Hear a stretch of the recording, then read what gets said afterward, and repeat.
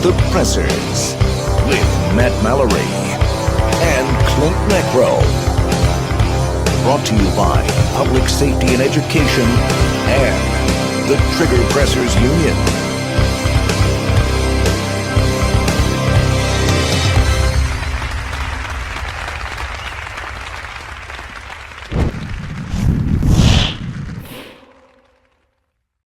Meet the Pressers is brought to you by Mantis X. Mantis X helps shooters suck less. Next Level Training.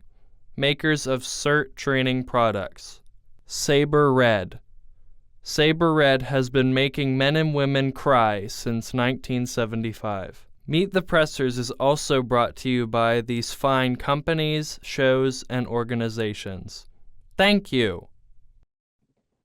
Hey everybody, Matt Mallory here with Meet the Pressers and my awesome co-host, Klint Macro over here. And we've got an awesome guest today that Klint's going to introduce here in a second, but we just want to remind you guys that Meet the Pressers is a safe place to talk about politics, gear reviews, shooting, the industry, firearms, etc., and everything under the sun when it comes to pressing triggers. So Klint, take it away and introduce our guest. Yeah, absolutely. And everything under the sun, it looks like you've been under the sun. You look kind of red today. You're out in the fields. A little bit too much. Well, our guest today is someone that I can't believe hasn't been on the show yet. For years, we've been working, and not so much together, but we'd like pass in the hall, and we would be in the same room. And Edgar's very prolific. He's been working around as an instructor. He's taught thousands and thousands of people over the years. He's the founder of Guns for Everyone. He's also the guy that kind of put together the Gunmakers match that I happen to have the honor of hosting here in Pittsburgh the last 2 years. He's a PDN training tour instructor. He's a prolific guy. He's been given testimony in Colorado against some of the anti-gun bans. So Edgar Antillon, I thank you for coming on the show, and welcome. Yeah, absolutely. I appreciate you guys inviting me. Yeah, it was a long time coming. Yeah. So, you know, you've got your paws in a whole lot of stuff. What are you working on right now? I know you were here in the Pittsburgh area about I guess a month and a half, 2 months ago with the Gunmakers match, which I would like to talk about. But what you got going on right now? What's on your trestle board? Right now is just the legal stuff here in the state of Colorado and a few other states that had some legal stuff, but primarily here in the state of Colorado. Kind of adapting to the changes of laws, unfortunately, here in the States, but also implementing more competitions, different competitions as well, firearms competitions. We want to increase more of the concealed carry oriented competitions.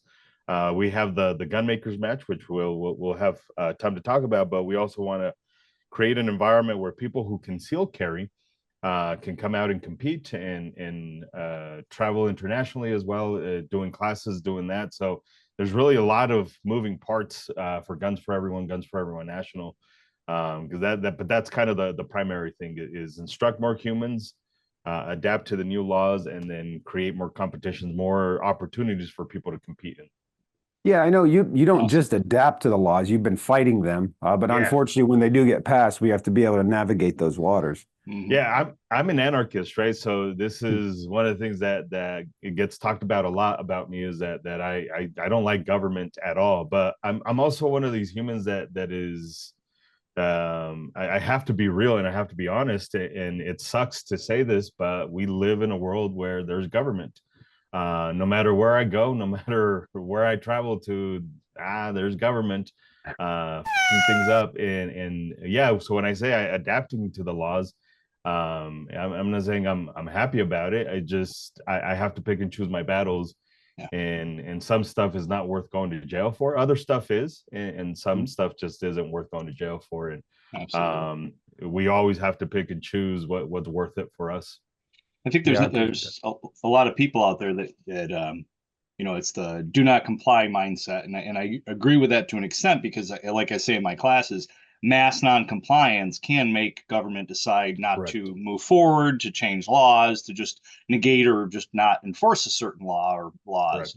So that can be, the power of numbers. I mean, Martin Luther King, right? That kind of thing, where that movement and that mass non-compliance can be beneficial. But, a lonely person doing it, the government, has got all our tax dollars to come after us with, And then you're just a crazy guy out on the hill dying. It's all like by yourself. Were Exactly. you ever somewhere and you started the slow clap, and then like nobody picks up, and you're like, yeah. So I don't want to be that guy with my pants down, like with my AR on my chest, just the only one, right? Correct. like I'm not going my like circus. this. Not people just walking by And, going. and then you don't really accomplish anything other than that. There goes another loony bin gun owner. And so, yeah, I mean, it would be awesome if everybody got on the same page and collectively did the stuff. I know me, I have responsibility for my family. I chose to have a family, for good or for bad. And I owe them a responsibility to be around and not be locked up in jail. Yeah. So if it was all of us combined together, disobeying these laws, yeah, like let's do it. Like I'm ready. It's like sign me up. So it's always interesting when you have people saying stuff like, well, just don't comply. And I was like, well, you start it. Like you start it, you lead it, you tell me where to show up, and when we all do it together, like that's, other than that, we're just talking on the internet saying stuff that doesn't really change anything. Yeah, we always, we always hear that echo chamber, and the one thing too, when people talk about doing those type of things, it's like, do you vote? Are you registered? I mean, we do have a system, as flawed as it may be, that's in place where we can have a revolution every year at election day. Yeah. Yeah. The boxes of liberty. Yeah, and the true fourth check and balance of our constitutional republic, and ultimately the main one, is the citizens getting out there and making their voice heard. And so often I'll hear people complain about things and like, do you even know who your elected official is? Do you actually vote? Right. It's astounding the amount of gun owners that aren't even registered to vote. Yeah, here in Colorado, we have one. We have one better, which I didn't realize it was a unique Colorado thing. For its many flaws that it has recently, Colorado has a way for citizens to add things into the ballot so people can vote for it. So we have a way to add initiatives to the ballot. If you want to increase the number of gun ramps and gun parks in Colorado, you just put it on the ballot and people get to vote for it. Oh, wow. It's interesting that people don't know that they can do that. See, education is such a big thing that the tyrants have kind of taken away from us, right? Yeah, we have an initiative right now to allow potheads to obtain their concealed handgun permit, and that's put on by citizens, not a lobby group, not politicians. It's just myself and Isaac, my business partner, and we put it. We're gathering signatures to put it on the ballot. So there are ways other than let's die. Like let's try this first. Like let's figure this shit out first, and then we can go for the extreme stuff. I love how you just matter of fact just slip potheads in there. Just the way you said that. Was potheads on the ballot. I was like, okay. I dealt with a lot of crackheads today. In an eviction that I had to do in my law enforcement job. So it was fun. No, it is what it is, right? Like it just I think the potheads know what I mean by it. Although I'm not a marijuana guy, so this is why I'm not so PC about the. Right? If it comes to the gun stuff, then it's just like, well, it's not an assault weapon, and it's this and that, but like it's I don't know the marijuana lingo, and it's just potheads. Yeah, that works. Well, I recently, actually, the last FOAC, Firearms Owners Against Crime newsletter that I put out, I wrote a thing in there, and of course, I was talking about all the different court battles that have been kind of, we've had a few wins, a few battles won lately with some of the decisions that come out, and then I mentioned the Hunter Biden thing, and Hunter Biden, that was about him filling paperwork out and allegedly lying on that form, and that's another thing. Right. But my point was that I made in the newsletter, to be a little bit controversial, is, hey, people who are up on drugs still have every right to defend themselves. Themselves. So like in Pennsylvania, if I'm a habitual drunkard, whatever that means, and there is no standard as to what that is, I'm not eligible for my license to carry. And if I get a DUI, if I get several DUIs, I lose my gun rights, but I can still go out and buy a car. That makes no sense whatsoever. So someone that is riding a bicycle because they had DUIs and lost their license should be able to have a firearm to defend themselves. Now, if they have bad judgment and do crime, then they should serve the damn crime and they should be arrested for that. Yeah, correct. It's a upside down world when you're punishing an overall population instead of an action. Absolutely. Like, potheads should be able to defend themselves with whatever they choose to, right? If it's true self-defense and not them committing murder, then I mean, it's the same for me. It's the same for anyone else. We can't be honest about our pro 2A-ism if we sit here and pick and choose who gets the 2A and who doesn't get the 2A. Well, Either you're for it or you're not. And Clint and I have talked about it before, as far as if you've gone to prison and then done your time and gotten out, then you should be able to get your rights back. I mean, Absolutely. If you're able to get back out of prison because you've served your time, then you should be able to defend yourself after that, right? Otherwise, why are they letting you out? I mean, if I can't trust you with the gun, then why are you out in society? Now, let's take a different spin on this, because as you guys were talking about this, it made me think of all the illegal aliens that are coming over the border. What are your guys' thoughts on that, as far as them being able to have guns and defend themselves? Because there was a case that just came out of, I think, Chicago, Illinois area about that, where a judge ruled that he could have his Second Amendment rights even though he's an illegal alien. For me, it's always an interesting conversation. Being Mexican and most of my family being here illegally, they didn't ask for permission. They just came here because that's what humans do. And the thing is that I'm a gun person, right? Like I'm not an immigration person.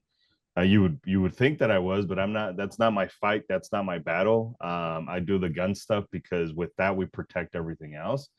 And I feel the same way about that I feel with the potheads, right? Like it's a human that is wanting to not die. It's a human that's wanting to keep their family alive. It's about preservation of life, and that's ultimately what the Second Amendment represents. Is I get to not die because of a bad guy. So I don't have, me personally, I don't have an asterisk for anyone.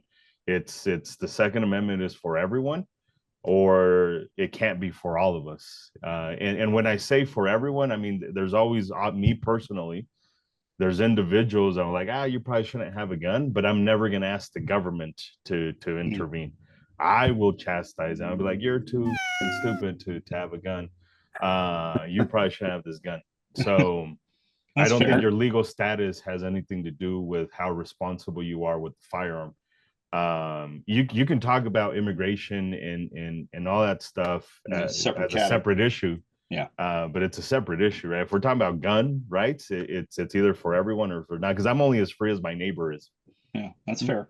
So go ahead, Matt. I'm sorry. No, you go ahead. You had a thought. No, I was going to say, I lost my train of thought there. Oh, yeah, it is a basic human right, and I think when I read the writings of the forefathers, the founding fathers, I can't imagine that they didn't intend everybody to have the right to defend themselves, because there's always been non-citizens in this country.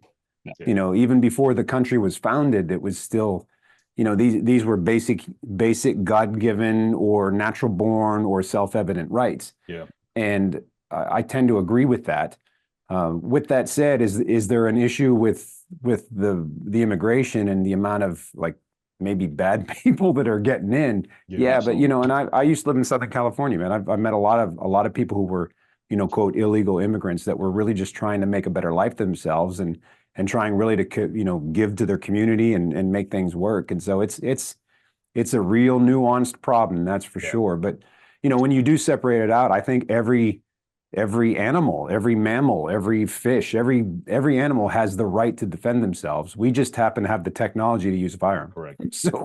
So why should that not be for everyone? So with that said, when did you first come up with Guns for Everyone? When did you found that? What was the genesis behind that? Guns for Everyone started back in 2010.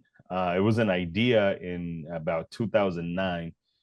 And this is right around the time when I was running for politics. So I ran for office a couple times, and then I helped run a presidential campaign. I was part of the managing team for a presidential campaign. And then in 2010, it was really more of a joke. It started off YouTube stuff. We were actually pretty popular on YouTube. This is kind of in the infancy of all that stuff, of the videos on YouTube's, we would average 50,000 views and stuff like that. And then we kind of went more towards the serious political route. Let's still be irreverent, but at the same time, let's take this this more of a activist side of it. So we kind of cleaned up the YouTube stuff just a tad bit, and it became more of a training activism type stuff. So I cut you off before, Matt. What were you going to talk about? No, I was going to pivot to the whole US Code 18, where all the other things on there, as far as ERPO red flag and being a dishonorably discharged from the military. I mean, a lot of that stuff is is all. I mean, US Code 18 922G is basically everything. You can't have a gun if you have any of these things going on. So just kind of another side squirrel, rabbit hole kind of area. So it's another section in our code that should not exist, is what you're saying. Yeah. Well, I hit hard on that, on ERPO and red flag, because they're always proposing that it's good for law enforcement. And me being in law enforcement, talked to a lot of law enforcement officers, and there's already stuff in place. There's already laws in place that we don't even enforce, that we could use to take somebody to a mental institution. I think people use ERPO and red flag as a false flag, if you will, to try to take people's guns. They don't even turn around and help the person that said, right, I'm going to commit suicide. They just go and take the guns and let them commit suicide another way. There's no care offered. They're still able to drive their car into a crowd of people. Right. They could pressure cooker. And the due process is stripped from them with ERPO. Yeah, that's the biggest thing, right? Is the politicians don't understand people's jobs, and then they want to tell people how to do a job. We just had this happen with a family member who talked about committing suicide, shot a gun, and we went and kind of made sure everything was okay. The cops were consequently on scene as well. And yeah, it was like no training in how to deal with somebody with mental health, not knowing where to start, not knowing what to do, not knowing any of this stuff. Is basically, you're a criminal. It's like, this is like, nobody was hurt, nobody was really in danger except that individual. And it kind of sucks that these politicians put laws into place without really considering that you have a lot of law enforcement that don't even have the training in how to deal with this trauma. They don't have the training. They're not therapists like that. They're not counselors. That's not what they're trained to do. That's not what they do. But you want them to do therapist things out on the field. And it's just some departments are trying it, but they work with a counselor, they work with a therapist. So it puts everybody in this position of like, I don't know what these politicians want us to do, but it's in the law, so we have to do this. It's stupid. And they don't even give clarification on it. They just say, here's the law, and you're like, well, correct. What do you want us to do with this? And they're like, well, figure it out.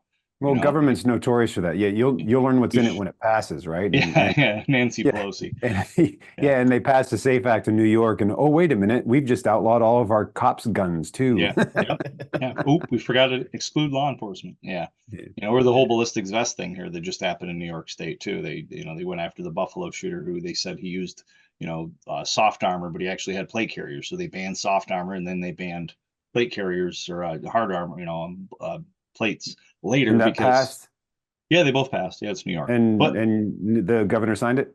Yeah, there's actually two bills that recently just failed. The one was the NRA, where they were trying to strip all NRA instructors from teaching the course to get a pistol license, and the 10-day waiting period. Both of those didn't make it out of committee. So I thought they were about safety, gun safety and training. And but to get a premise license, you can't leave your house with your gun, so you can't even take it to the range to practice for safety. So it's never about that. That's what they as always, Matt, when we play my state is worse than your state always wins. At least we're good at something. Yeah, but I tell you what, one more bad election cycle, if we lose the Senate here in Pennsylvania, we will be worse than New York in less than a week. I guarantee it. Yeah, absolutely. Guarantee it. So I love Colorado. I was out there for the Girl and Gun conference back in the end of April, I think it was. I was teaching classes out there, and it's beautiful. I mean, I was up on the top of like a mountain and just mountains all around me in my training area where I taught force on force. So it's a beautiful state. Yeah, that Cameo is really well built. Is really well thought out. Unfortunately, the government runs it, so there's a lot of restrictions that we may not like. But objectively speaking, it's nice that we have at least they thought about us, right? People who shoot and people. So this is a state-run facility. It's owned by the state of Colorado, and it is really nice. It's a really nice range. I think if I'm not mistaken, it's something like 2,000 acres. That's huge. It's huge, and you think, oh, it's 2,000 acres, but like it's all shooting. Long range shooting. I mean, you can do real long range shooting. That's serious. I'm gonna reach out and touch somebody. Long range type stuff. It's pretty incredible. That's cool. Yeah, yeah. We have game lands we can shoot on here, and I mean, Pennsylvania is not hard to find a range. There's no shortage of them, but yeah, there's a the game commission has sight-in ranges and shotgun ranges and stuff. So yeah, there are government ranges everywhere. But yeah, you're right. There's restrictions, and maybe it's they do that so everyone that's going to shoot is going to be there, and they can track them. I don't know. Now you're getting conspiracy theorists. The UFO is above that land, and it's like reading all your facials. Yeah. You see his tinfoil hat back there in the corner. See, but the thing is, we were with my my father-in-law, and I've been saying this kind of stuff. You know, the government's out of control, and blah blah blah blah. You know, the stuff that we all talk about for years. And it was interesting. He said, "Oh, I saw this documentary, and it's scary." It's scary. I'm like, yeah, it is, isn't it? Yeah, I could have wrote that documentary. Yeah, you know, hey, I appreciate that you like lifted your damn head out of the sand for a moment and just kind of recognize things don't, you know, there's no such thing as that many coinky dinks. Yeah. So speaking of shooting, why don't we pivot into shooting plastic guns? Plastic guns. Yeah, gunmakers match.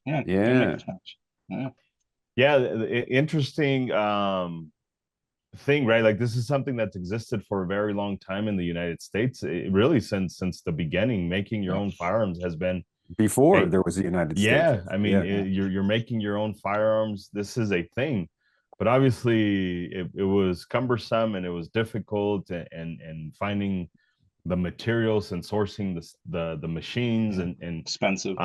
It's expensive, right? Yeah, so for sure. But now and deadly if you don't get it right.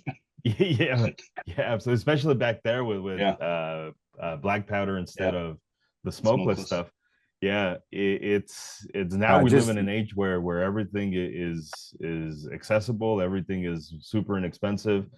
You can make your own Glock at home, or a version of the Glock, or really make your own design. And that's kind of what the gun makers match is all about, is humans making their own firearms, exercising their freedom to make their own firearm, and one actually show the world how difficult it is to make your own firearm. Because if you talk to the news will tell you that in 30 seconds you'll have a gun. It's like, that's not. And it's all really plastic. True. Every piece of it's plastic. Every single piece, even the barrel.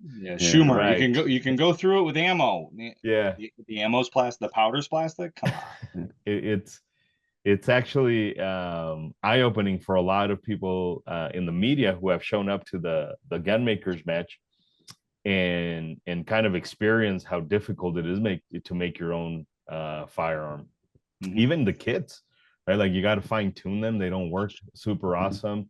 The tolerances are off a little bit, so you have to do a lot of polishing, a lot of sanding, a lot of fine tuning. So this is really fun for all the CADing nerds that like to use the softwares and create awesome products, and they come out and compete with it, because they can't do it with IDPA. I'm sure IDPA at some point will copy us and add a division for printed stuff. But it's nice that we were kind of at the forefront. Myself, Pincus, Mr. Snow's helping out with that stuff. He's pretty big in the gun makers world. Kron is another guy that they all use code names. It's weird. But they all do the code name stuff. But yeah, developing this was a freedom issue, right? This is a category in firearms that has been attacked, and it's been regulated for no reason other than misinformation. Yeah. So to normalize this and to have a fun time with your firearms, this is the gun maker's match, right? So that's kind of where that comes from. Yeah, I was this year I had my own that finally would run, and I was able to compete in the staff match, which was fun. Yeah. There weren't many of us. You? I took second place. Oh, I didn't second. beat Snow, but and quite frankly, I don't know. Rob might have beat me, but his gun fell apart. Yeah, so he was shooting and the front end just kind of popped off of it. Yeah. That's why if you got a printed gun, you have to wear gloves while you shoot. But yeah. So what printers are you guys running? Because I just bought a laser engraver, a fiber laser engraver to be able to engrave in my NFA guns and parts. But I'm thinking my next purchase might be a 3D printer. So what are you guys running? no, what is mine? It's a Viper. The Viper. Yeah, we have enders at the house. They're just basic enders. I don't do much of the printing, but Bamboo Labs has a lot of great stuff. But really the kind of the norm. I always think of the Mosin Nagant as the entry level rifle for all the gun people. Is like that's one of the very first guns that they have. At least everybody that I talk to, like that's a standard is a Mosin Nagant. And the ender is basically that. Yeah, you got it up top. Yeah, for sure. Two of them right there. Yeah. The ender is basically that. It's very accessible. You could get it pretty much anywhere. You could go to Micro Center and buy it there, Amazon. But there's also the high level stuff, the Bamboo Labs, and then there's a lot of people that do resin printers instead of the plastic stuff, the filament. So is it adhere better because it's resin?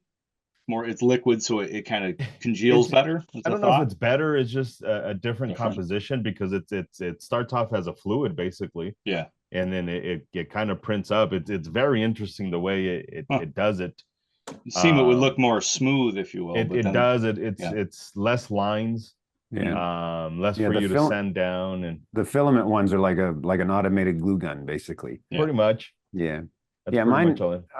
I'm sure somebody would be completely appalled that I can't remember the model of the one that I have. But if you watch the episode that Matt did with Rob Pincus and Mr. Snow, there was a short time there where I wasn't on the show much, and Matt was using a guest co-host. They did an episode with Mr. Snow, and he said, "Here's what I recommend." And as I was editing it, I ordered it on Amazon that day. Yeah, Mr. Snow's a really good source for anybody who's interested in 3D printing and CADing and getting files, and Pincus is as well, but nowhere near as good as Mr. Snow, right? Like Mr. Snow is the guy. You should reach out to him if you guys are interested. But plus, he has all the videos. You go to his YouTube channel; he's got all the videos. He's a really good resource. Very accessible guy, and for sure, very generous with his knowledge. That's for sure. Yeah, for sure. I'm more on the sanctioning body. Let's make sure it all operates. And Pincus is the director of the match, and he's like, let's make sure it all comes together properly. And Mr. Snow and Kron, you guys can find him on Instagram as Kron, Krawn. Both of these individuals have all the knowledge for the 3D printing and what materials to use, and is PLA better than the other stuff. And this is a way out of my comfort zone. But it's fun times. It's fun to see all these nerds leave their caves and that's kind of what it is. shoot their guns, and so they wouldn't have any other place to go, right? Like everywhere else, again, IPSC, IDPA. Hell, even some ranges won't allow you to have a correct. I know some ranges that won't let you bring an AR build onto the range. It has to be. It's crazy. It's crazy for a place that supports freedom, supposedly, prohibits all of this stuff. Well, I think it's ignorance. And I don't even necessarily mean ignorance like they're bad, but they just don't know. So therefore, Oh, well, let's just avoid that altogether. And Correct. Yeah. I call them FUD clubs, Elmer FUD. It's just about Yeah. hunting. It started out with a bunch of good old boys wanting to go hunting together, and they thought, well, it's Second Amendment, and they don't think past that it was Yeah. about self-defense, which is not, it was never about hunting, right? I mean, it's Yeah. not about hunting. no, that I've got my camera in the way of you. I had to kind of look around it to see what your shirt. That's Right? I know that shirt. You do. Yeah. No. Is that shirt up on the merch page yet? Not yet. What's going on, man? I gotta hire 5 people, man. Oh, okay, yeah. I know you're stretch very thin. extended. So Especially with sunshine and planting season, right? So Edgar, if we pivot back to kind of what you just alluded to as far as the legal aspects for it, or legal aspects, do you guys have certain lawsuits? Is it just Colorado, or are you trying to do any national stuff? Because I know like New York makes it illegal now. It's literally a crime if you make your own gun. 80% lowers, 3D printed guns, ghost guns, all that stuff's illegal in New York State. So in Colorado, it's not illegal. However, it quasi is in the sense that you would have to go then and get it serialized. So it has to be serialized, not by you, but it has to be officially serialized by an FFL, which puts everybody in this weird conundrum of I made it and I'm asking an FFL to serialize it, but they didn't make the gun. So it puts them in this weird position of like, who's the manufacturer? I can't say I'm the manufacturer. If I'm not the manufacturer, then why am I serializing it with one of my serial numbers? So like it's not as easy as when before, if you wanted to sell a privately made firearm, you would just take it to your FFL and you say, this is the one gun I want to sell. And then you would just make up a serial number. And then now it has a serial number because you did the FFL stuff. And that's what the ATF wants. If you're going to sell it, you have to go through the do an FFL stuff. And as long as you didn't create a business out of it, then you were fine. Like you didn't need a type 7, you didn't need a manufacturer's. Right. So it puts everybody in this weird position of I made it, but I need to take it to somebody else to serialize it. It's a weird law. So it's not technically a prohibition, but it's kind of a backdoor way of heavily restricting it. So we don't really do those matches here in the state of Colorado just because we don't want to get anybody arrested. But we've had them in Florida, we've had them in PA, we've had regional matches in Massachusetts as well. We're looking for other places to do the gun makers match as well. But yeah, there's a lot of states that unfortunately have regulated it to the point where it's just basically banned. Yeah, and it's interesting too when you talk to law enforcement. Matter of fact, Jim Stoker, president of FOAC, wrote a paper on this. He's retired law enforcement in the Pittsburgh area. There are very, very, very few times where serial numbers help police solve crimes. Yeah, very, very few. Like, and even then, some of the ones that he quoted in his paper, even Pennsylvania State Police conceded that it didn't help that much. Like, they're, it's definitely not something that is, oh, here, what's the number? Oh, there he is. Like, that's not how it works. Well, in Colorado, there's not even it's actually banned in Colorado. It's prohibited to register guns. So there's no gun registry. So unless somebody reports it as stolen, there is no serial number on file.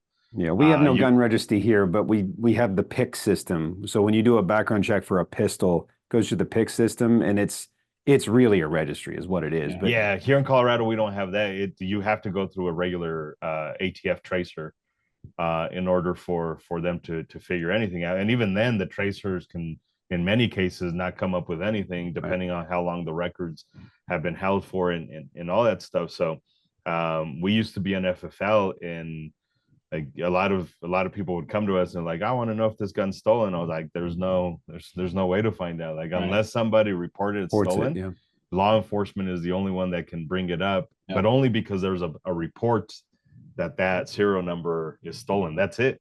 Other than that, a police officer can't look up your name and be like, you have 15 guns. Like, that's not the way it works in Colorado.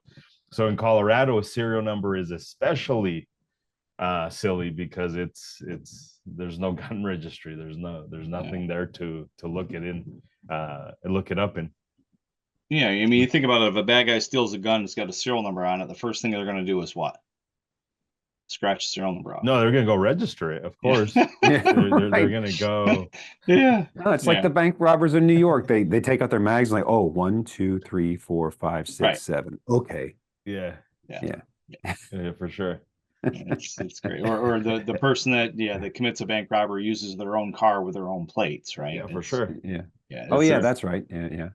It's lunacy. Well, These politicians think that. someone should write a letter. Yeah. Hey, so I got to ask you said you were involved in a presidential campaign. Yeah.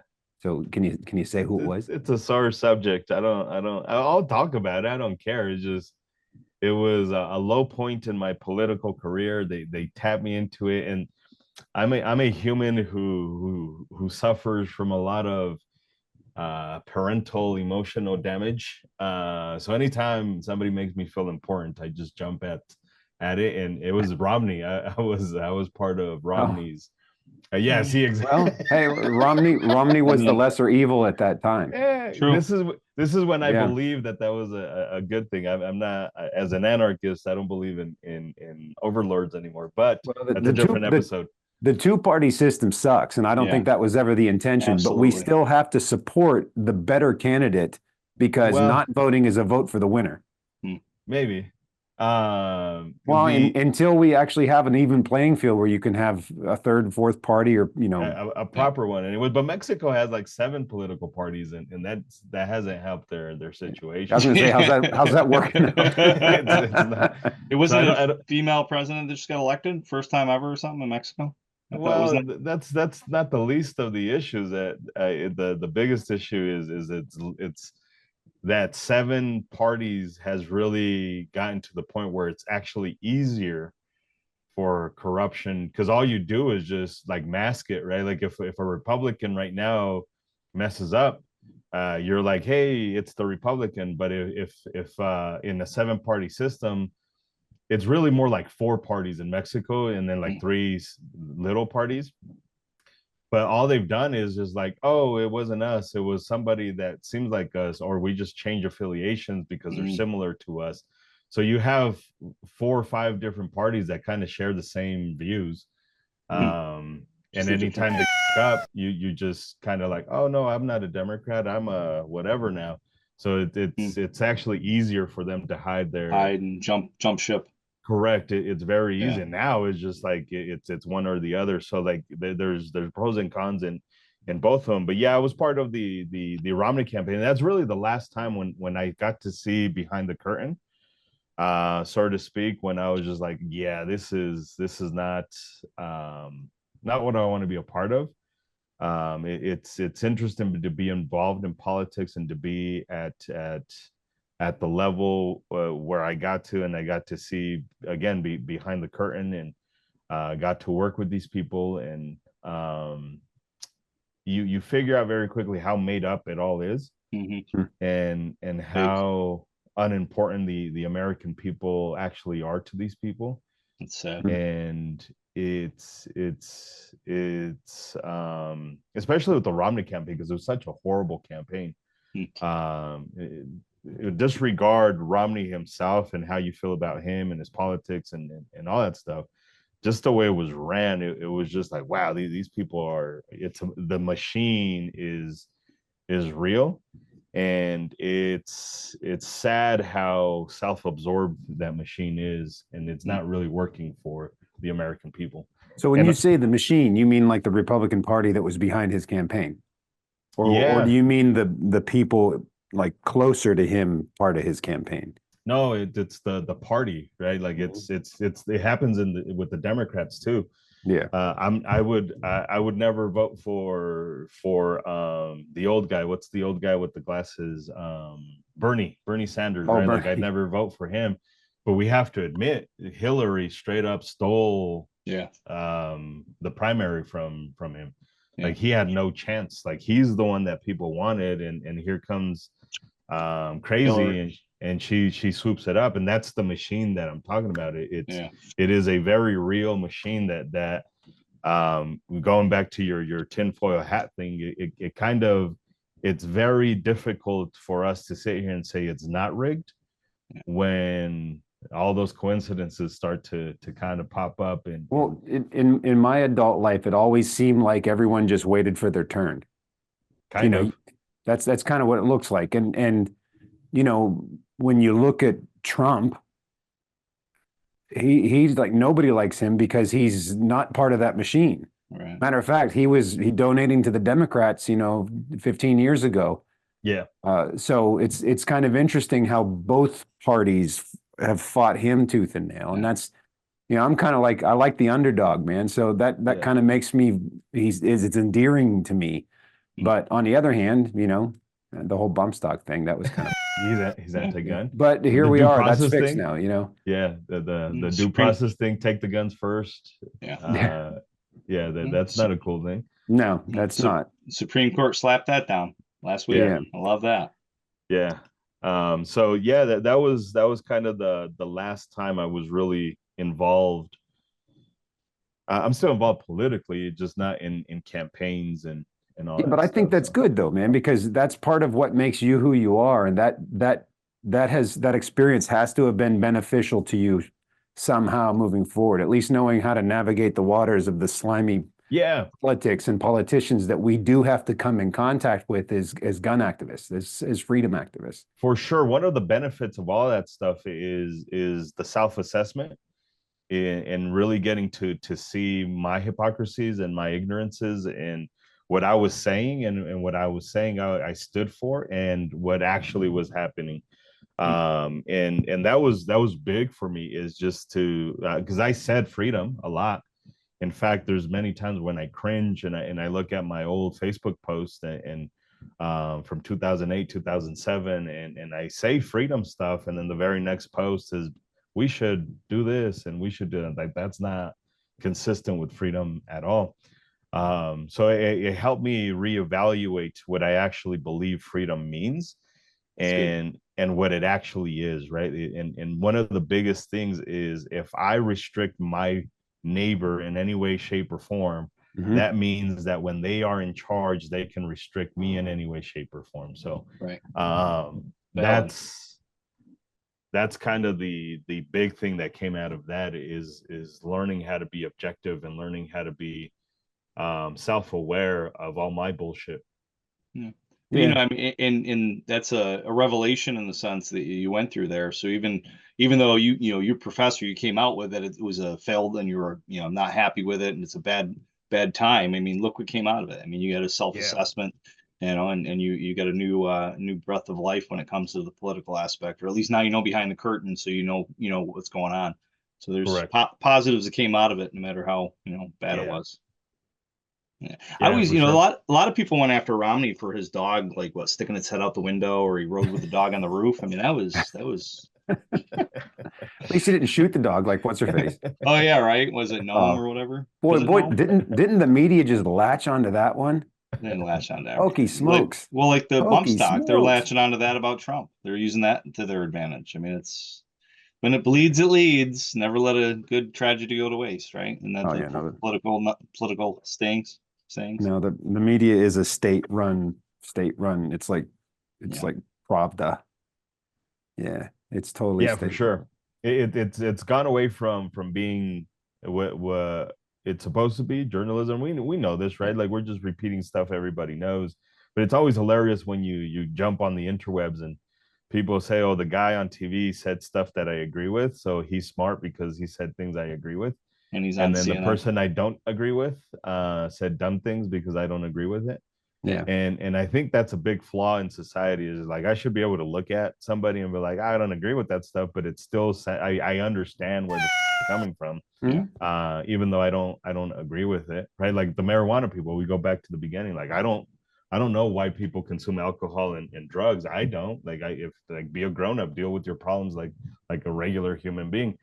Right? Like, if you medicate yourself, is because you obviously you don't know how to as you consume Whiskey, is that whiskey? No, he's drinking water. It's water. Matt Mallory is about as clean cut as anyone I know, man. But that's my point of view, right? But it doesn't mean I don't hang out with people who consume alcohol, because like I learn from these people. For sure. Or marijuana, because I learn from these people. There, a lot of these people are some of the smartest humans I've ever met. People who consume marijuana, people who do the vices that I don't.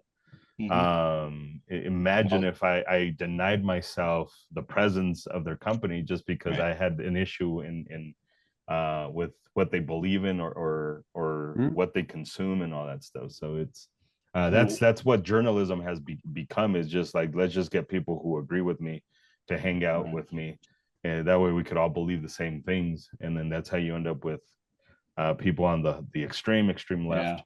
Echo chambers. Mm-hmm.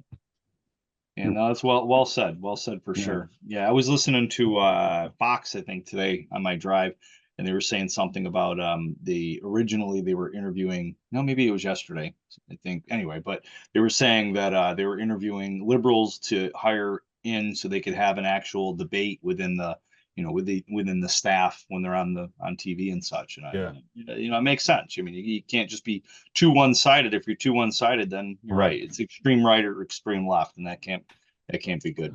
Well, and there's no honesty in that. There's no objective. There's no growth in that, right? Because you're basically just flatlining the entire time. This is what I believe, and that's it. Nobody there to challenge my stupidity. No litmus test, no balance. Yeah, none whatsoever. It's not even a balance thing. It's like, do I really believe the correct things? Am I really actually open to the possibility that believing something different is okay? And even if it's not, do I understand it?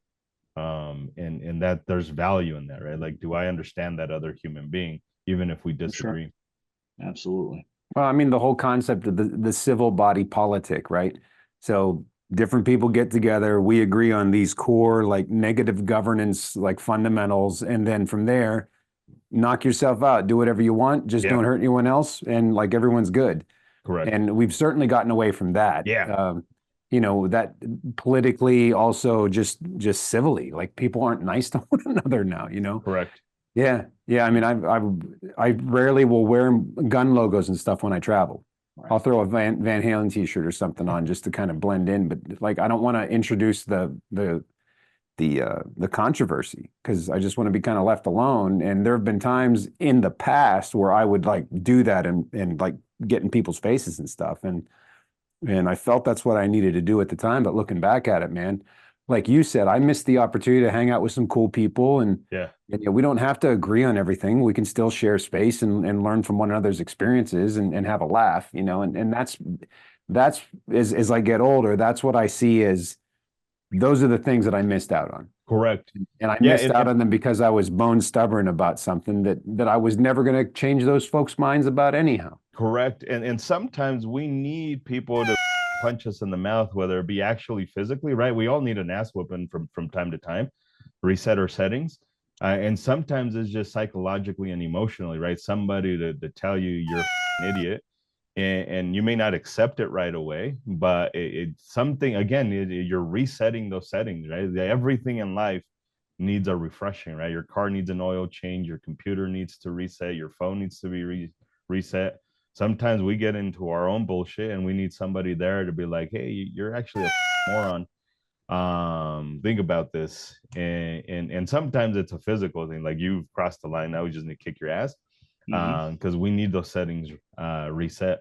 And that's what having humans that don't think like you are all about, is somebody kind of set you straight so you get off your high horse, bring you back to reality a little bit. For sure. But taking it back full circle, I think something that this country was founded on, I believe this to be the case, and I think we need to get back to it, is we all need to agree that we don't need to restrict everyone else from just their pursuit of happiness, right? So if I want to have a machine gun and I ain't hurting no one with it, then I should have a machine gun. If you want to have blue hair and like be a furry dog or something, then God bless you. Just don't hurt anyone else while you're doing it. God bless you. Don't take people's shit. Don't hurt anybody. And here's what a lot of people don't understand about we people who believe about real anarchists, right? Because I believe like old school anarchy.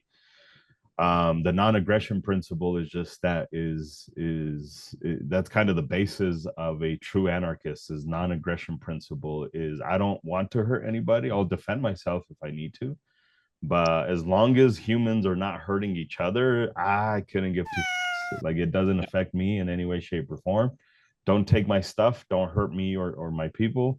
Don't hurt other people. And outside of that, not your. I don't need to understand it. Like I don't like. There's some shit where I'm like I don't get it, but like I believe in your freedom. Sometimes like I don't even want to. Go Correct. go do your thing. Sometimes, man. sometimes, right? Like there's sometimes where like it's so far gone. It's like I have no clue what the you're into, but like high five because you're free and it's not hurting me and it's not hurting other humanity and it's entertaining to watch. Yeah, somebody should sell tickets. I think that's for sure. Good. So what do you got coming up next? What's next for you? And let's plug whatever you need to before we start wrapping up. Yeah, so classes with the PDN tour, also competitions. Look for more competitions regionally and nationally, especially as we work outside of the gunmakers match as well. The other low-level competitions we haven't really done that at a national level, but we've got a concealed carry competition that's going to be coming up, and that series is going to be fun, right? So instead of the IDPA and USPSA stuff, which has its category and it has its thing, its purpose, ours is going to be focused more on maintaining the concealed carry principles, right? So if you've ever been to a class with Pincus, with you, the DSF stuff, if you've been to a class with any of the ICE instructors, it's kind of taking those principles and that mentality and applying it to competition. So it's still fun with guns. It's still a game. But now it follows more the consistency of I carry every day and I want to maintain that proficiency, but still have fun with guns. That's great. Very cool. Yeah, that's fantastic. So all that information is on pdntrainingtour.com and then also on Guns for Everyone. Gunsforeveryone.com. From there, we'll branch you out to all of that stuff. Gunsforeveryone.com is kind of our main landing page, and then it redirects you to everything else we've got going on. Perfect. So, Matt, what do you got coming up? Oh goodness, I'm doing the Build Your Own 2A Bear, BEAR class this weekend. So I've got some students coming in. We're teaching them how to build their own AR rifles. I've got a bunch of 5.56, 300 blackout that we're going to be building. And then they'll be going down to the range, test firing them, and we'll pattern them in with a laser in the classroom and take them down the range. And as long as they pass their background check, they get to leave and go home with the rifle they built that day. So that's going to be going to be fun. Yeah. That's a lot of the 18-hour classes. I just got doing a patrol rifle operator class. I had 11 students here where I got them certified to carry a patrol rifle on duty. Security guard, 47-hour security guard coming up in a couple of weeks. So You don't have a tactical basket weaving class out yet? Not yet. I'm working on that one. That one's on. I'm writing the notes on that. But it's funny. I actually have I had a student who wants me to bring back my zombie shoot. Years ago, I did a zombie shoot. So that's right. This Halloween, I'll probably do a zombie shoot again. First time in many years. And then Matt has a really nice range on his property. It's very nice. Thanks. Yeah. So adding to it. Yeah, you got grass growing on it now, right? Yeah, grass, irrigation. More steel, more. Yeah, it's doing good. It's doing good. So what about you, Clint? What do you got going on? I've got a lot of the kind of private classes that I've been doing a lot over the last year or two or three. But I've got PDN training tour dates coming up in July in Pittsburgh area, then in Maryland and out near Kintersville, Pennsylvania, which is a little north of Philadelphia. And then in September, I've got a PDN training tour date in Delaware. So I've got some classes around. With doing all those private trainings that I've been doing, that's taken up most of my time, but I still got some classes coming up. Nice. And anyone that's watching that was at NRA annual meeting and saw my seminars, I will send out to my newsletter list. I did record one of the seminars, and I'll be sending that out to everyone that's on my Trigger Pressers Union newsletter email list. So that should be coming out here probably in the next week or so.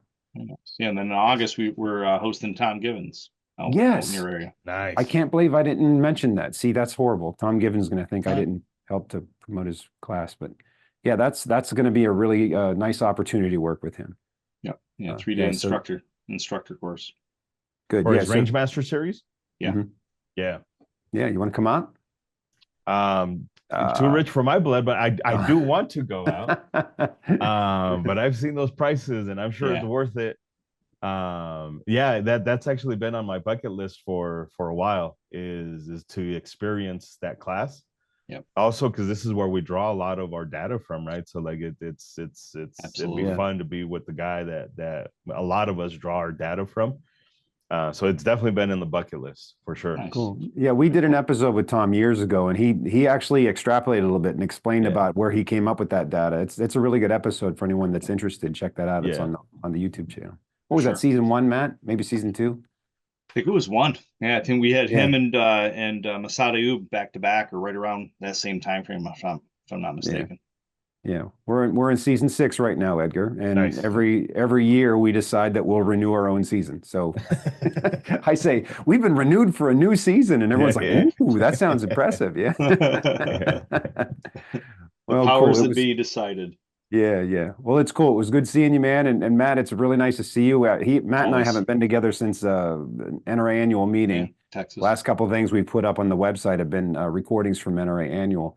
And those who are watching, if you don't know, we're on the ASP Unlimited app now, which is pretty awesome. So the guys over at ASP were very gracious as to let us kind of park on their platform there, which is pretty cool. Yeah. So just log into the app and then you scroll to the bottom, Friends of ASP. We're right there at the bottom of the app. Yeah. Nice. Cool.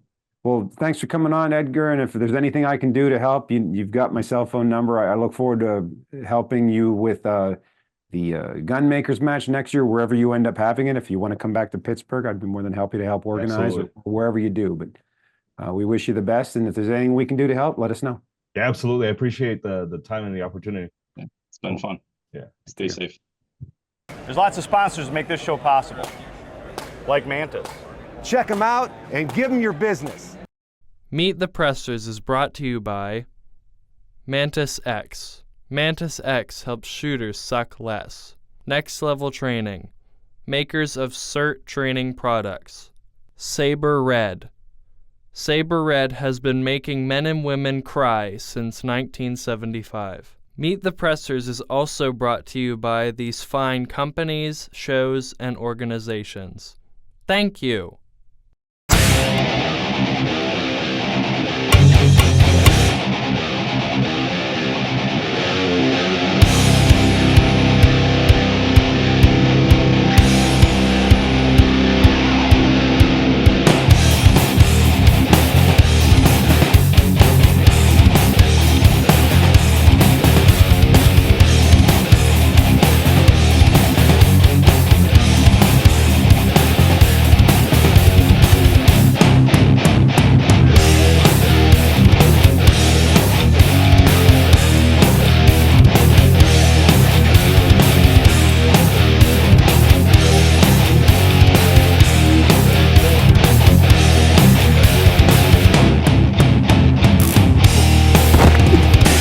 Thank you for watching Meet the Pressers.